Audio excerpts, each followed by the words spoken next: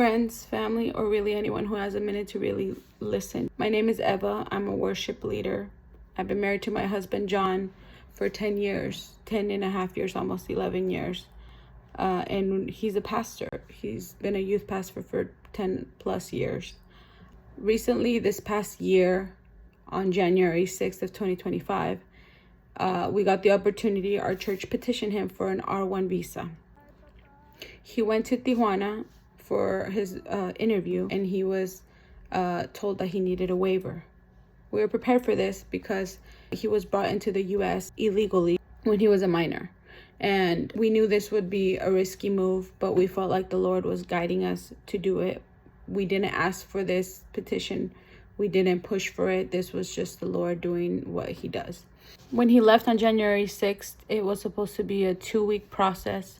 He was going to have his interview on the 8th, and they had some sort of expedited process. They're ready from what we had talked to our lawyers.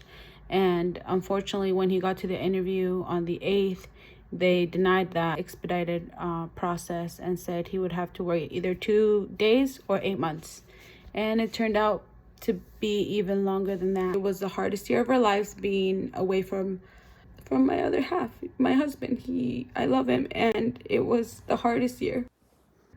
Yet to this day, I have not gotten to see him because I also was brought into the U.S. as a child from Chile when I was 5, and we overstayed our visa. So if I left, it would trigger the 10-year bar.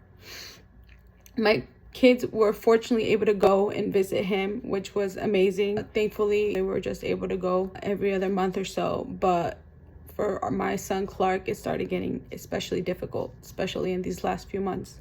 On December 23rd, we finally got a response to the administrative processing that had been placed. And it was unfortunately denied.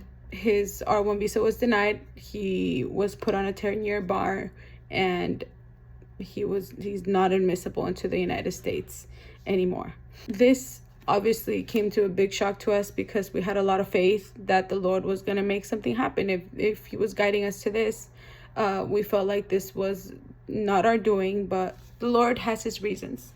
And the reason why I'm filming this now is because I feel like it's very important for us to document our lives following this. I've always felt like the Lord has a big plan for our lives. And even though it's very painful, leaving the only country I've ever really known, leaving my parents and my family that live on this side, knowing I won't be able to see them, I wanted to come onto my socials and let you all know, because if I have you here on Instagram, on Facebook, or TikTok, it's because we made a connection at some point of my life.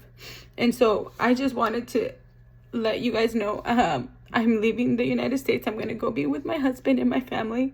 We would be in Mexico until the Lord guides us somewhere else. If he guides us to another country, then that'll be another deal. But for right now, we're going to go to Mexico. And I wanted to ask for 2 favors. I asked for prayers for wisdom, prayers for guidance, prayers for my kids, for a safe place to live, and for the Lord to just continue guiding us wherever it is that he wants. We know that we're meant to pastor church and to lead worship. So trusting that the Lord will open those doors where they need to be. And even though it won't be in the United States, the good thing is that God is needed everywhere. Jesus is needed everywhere.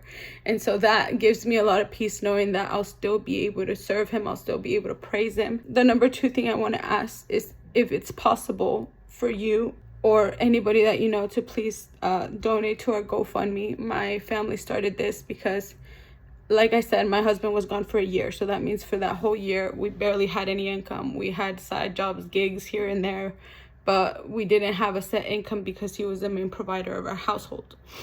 So now this GoFundMe has been set in place to cover for our moving expenses, for us to find a safe place to live, for us to be able to start healing after this whole year of being separated, and for future lawyer fees if we're able to ever come back to the United States.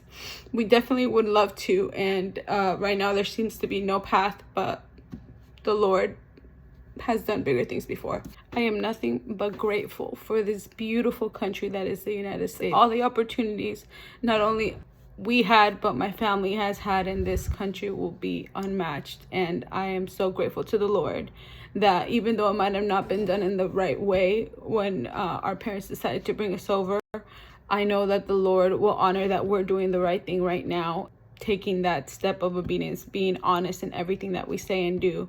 And hopefully, if the Lord allows it, we'll be back. Even if that's not the case, even if we don't come back to the United States, please know that wherever I am, I will still be posting. I'll still be talking to you guys through it, and letting you guys know my whereabouts.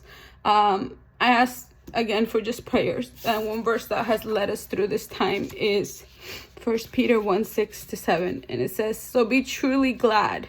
There is wonderful joy ahead, even though you must endure many trials for a little while. These trials will show that your faith is genuine. It is being tested as fire tests and purifies gold, though your faith is far more precious than mere gold. So when your faith remains strong through many trials, it will bring you much praise and glory and honor on the day when Jesus Christ is revealed to the whole world." So yes, family, if you want to see me before I leave, I'm planning to leave in about 3 weeks, very soon. If you want to buy some of my furniture, please do, because I have a lot, and I'm trying to get to my husband as soon as possible. I love you guys, and I thank you for your support throughout the years. I'm not gone. I'm not dead. So the Lord's not done with me. The Lord's not done with us yet. I love you guys. God bless.